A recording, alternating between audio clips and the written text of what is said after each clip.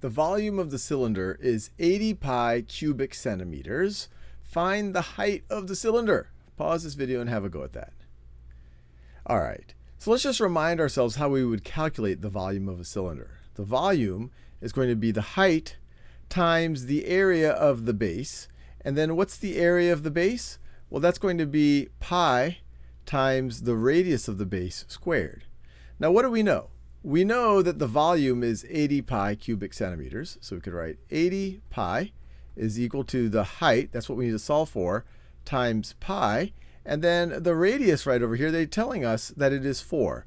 Now we can make sure that all of our units are matching up. If we wanted to, we could write our units here, but it's nice that this is in centimeters, this is in cubic centimeters. We'd have to do some conversion if one of these were in, say, meters or something else. But we can see it's all in centimeters or centimeters cubed. So we can just say the radius is 4, and of course we're going to want to square it. And this is nice because when you look at this, there's only one unknown here. There is h. We know what pi. Pi is a number, and everything else is a number as well. Now to solve for h, we could immediately divide both sides by pi, in which case you'd lose the pi on both sides there. So you would get 80 is equal to 4 squared, which is equal to 16h.